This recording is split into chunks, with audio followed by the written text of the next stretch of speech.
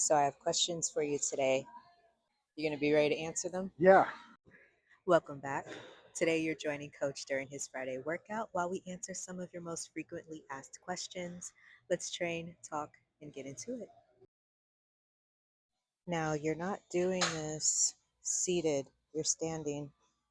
You want to explain why? I feel like I like using my full body. A lot of times, the machines are here to help you, right?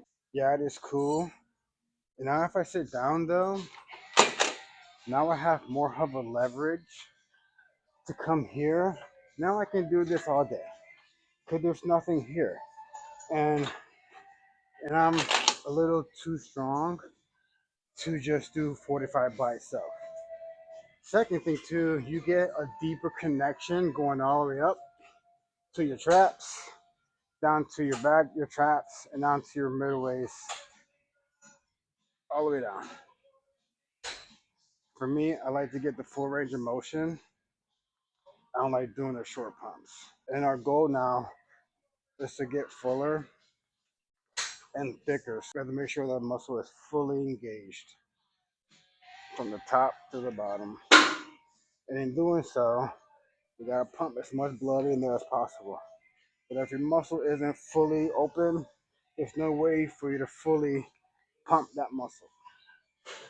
So this gives me a little bit of an advantage to hit my muscles the way I need to.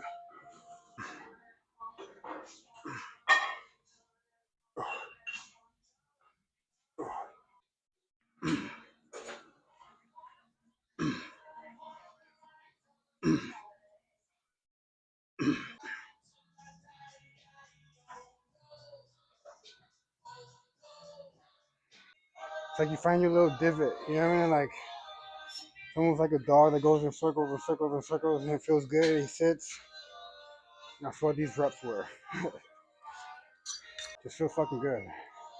There's just something special, bro, when you can move your body exactly how you plan in your head to actually feel it and to actually see it in the mirror. It's fucking crazy. It's such a blessing to have this.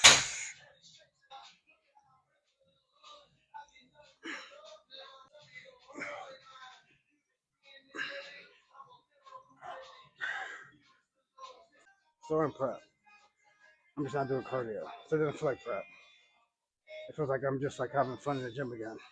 So, one of the questions that people wanted to know about was how did you get started in bodybuilding? Way back in 2003, I graduated. I joined the Air Force. Fast forward 2005, I got deployed to my first tour to Iraq. I mean to Kuwait. And a buddy of mine dragged my ass to the gym. And ever since then, it's been a wrap, you know. But I'm glad that he did bring me back into the gym because I did want it to build a little bit of size. Back then, I was, picked on, bullied, and all that shit. So I needed the outer shell to kind of protect what y'all see today. It's really cool seeing everything kind of come full circle. What, 23 years later, I went from 120 to being on national stages and competing to be the best in the world. So it's a really cool blessing that I've been able to, yeah.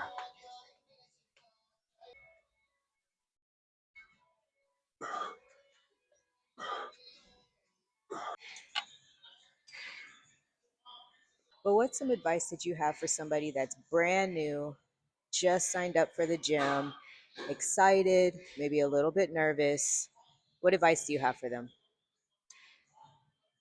I would say start by yourself. The biggest downfall in fitness is that everybody feels like they need somebody else to join them, to be with them. Because, granted, we want to be in community. I get that, but there's gonna be times when you're pumped and your friend's not going to want to go. And what happens? Then you go, well, I really don't want to go too. I go tomorrow. I go tomorrow. And then you rely on your buddy for your goals. So if you're ready, start by yourself. Just go. And then whoever wants to gravitate towards you while you're on your goal, cool, bring them in. cool, high five, buddy, buddy, cool. But that's why all my clients hire me because they go, man, I had a training partner once, and then we were just fucking killing it, and then he stopped or she stopped, and then I lost my drive. That's like saying you're not gonna go to work tomorrow because your coworker quit. What I gotta do with you? Nothing, right? So you're going off of emotions instead of going off of purpose. If you have that little purpose in you that goes, man, I'm ready, then you go. Your emotional intellect told you you're ready. It didn't say, hey, go tell so and so you're ready too. Go and tell, no, it said, I'm ready. So that inner voice is between you and you. So whatever you hear is for you and you start. Second thing, I think is just starting simple. You don't need all these cool tricks. You don't need all the wristbands, the knee wraps, the cool gear. Just start.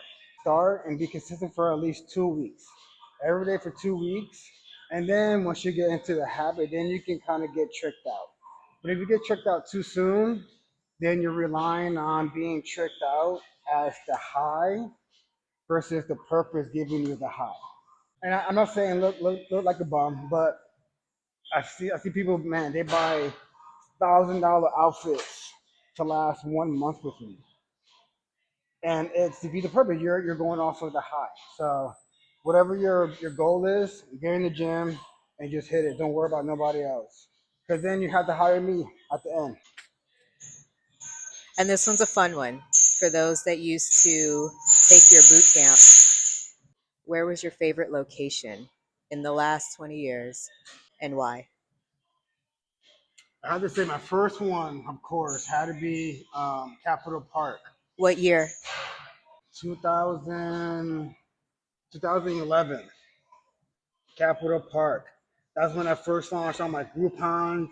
I had a Groupon and the Living Social? Living. Oh my God, I made a killing off of that, man.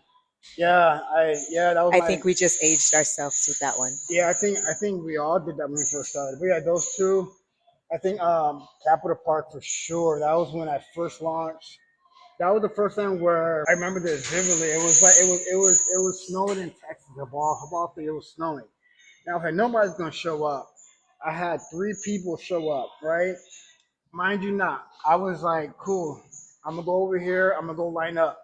I turned like this, I turned back around, I had 25, 30 people lined up out of nowhere.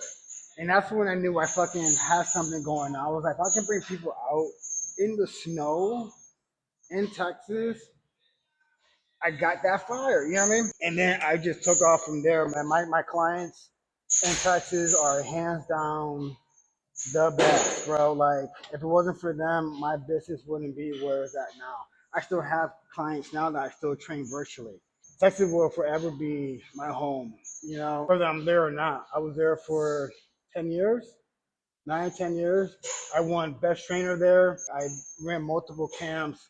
I was all over the news stations there. Like, I love my San Antonio people, man. Like, we've been rocking it for over 15, a solid 15 years, yeah. I think Madison High School with the tires. There was one particular era, man. We were playing with tires, and I made this game called Tire Ball. I'm not gonna go into detail because I want to buy still in my game. But those of you that have been to my boot camp before know all about Tire Ball. Yeah, bro. It had to be Capitol Park as my very first one, and then Madison is where I think I really solidified what I was as a trainer. I think that was the year where I had one number one trainer and all that, and then we just kind of took off from there. And then we did camps from North Side, South Side, West. We were all over San Antonio. We went to Corpus Christi. We did boot camps out there. Shout out to y'all guys too. Capitol Park for sure, and Madison High School.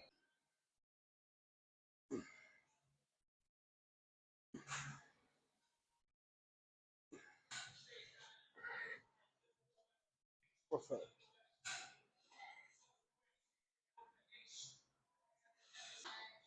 You're really disciplined with your meals and the nutrition that goes into your body. But there is a question. Do you have a favorite cheat meal or a meal that you do look forward to that might be out of your plan? As of now, no. That's how locked in I am. Like right now, it's about if it's not going to give me energy, if it's not going to cut my body fat or give me a good muscle pump, I don't want it. So a lot of my needs to satisfy my taste buds are no longer there. Fun fact too is that a lot of the foods that I do like to eat, I can't eat because it makes me break out. A lot of like the box food, a lot of like the chips, a lot of the Anything that might be high saturated processed, fat right? processed foods, I cannot eat. I eat a little bit and I instantly just start breaking out. That's a huge part of why I really don't indulge in that. And it makes it a little bit easier for me not to because I go taste buds or risk of a breakout, right? So I go, I'm good, bro. And it helps keep me in track for prep to where I go, I'm okay with not having fast food for a year. I'm okay without having a drink for 6 months. Like I'm okay with that because I know that if I do it, it instantly shows up on my skin.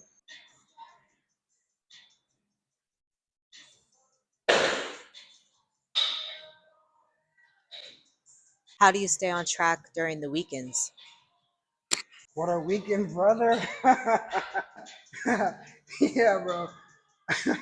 Like this is legit a fucking lifestyle.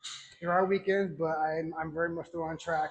I do my morning workout still, do my morning cardio sessions too. I still eat clean, and then I can still hang out. I can still do whatever. I just eat what I have to eat still. If I'm out with the family, I'm still partaking. I might not eat what they're eating, but I'm still there.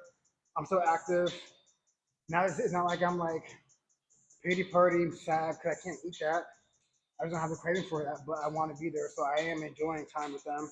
I just eat my meals before, or I take it with me, or I eat afterwards, and that's how I balance my intense with my downtime, my chill time. There is a balance. It just might not look balanced to you, but it's balanced to me because now I'm adding family life into my structured simple, boring lifestyle of my bodybuilding. So there is a balance, and I enjoy it. I think my wife likes it too. Yeah. But yeah, I think we found the perfect blend to mix our lifestyle with what we do for work. Sometimes I do have a hard time balancing family time and work time because it is easy for me to just go full blown work, especially when I have a goal in mind, especially when it's so body driven, selfish driven sport. There are times when she has to tell me, "Yo, you got to come back in a little bit," and I snap back and we hang out and we do. But there are times when I just go full blown deep, and there are times when she has to remind me that, "Yo, you're not a robot," and that's the balance that I think is healthy. She lets me work, and then there's times when I have to snap out and come to but I'm glad that she's understanding and she understands what my goal is and she's there with me. So that's just our balance. Your balance might look completely different than mine, but this is what works for us, and this is just where we're at.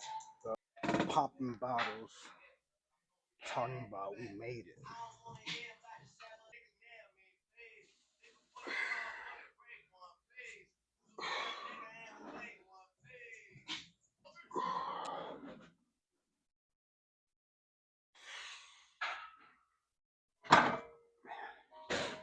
Yeah, all of that.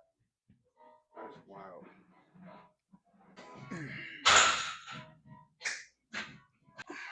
Okay, go ahead. You're totally fine if you need to walk through, okay? Yeah, no, you No, you don't. good, bro. Yeah, please don't ever Appreciate you though. apologize. I'm usually in your way.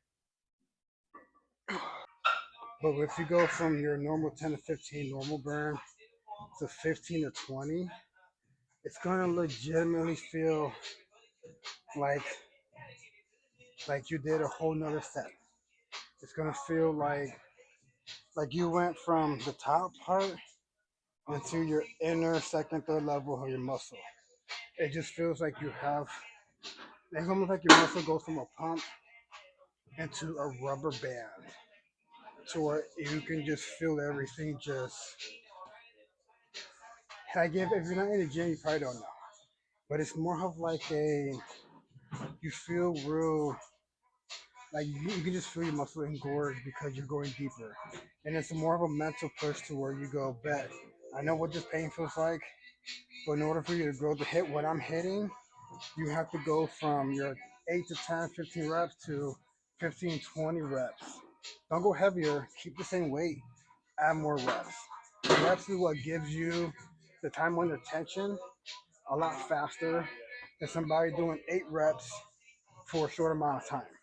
Meaning, if I'm doing 20 reps per set every day and you're only doing 8, it'll take you longer to develop versus me because I'm doing double the reps every single time. If you can push yourself to do more reps, you'll end up having the fullness and the deepness because now you got to push a little bit harder to push out those extra reps. So instead of you killing yourself, going heavier, increase your reps and then drive through. Thanks so much for watching and for sending in your questions. If you enjoyed this Q&A, leave more questions in the comments. Don't forget to like the video, subscribe, and we'll see you in the next one.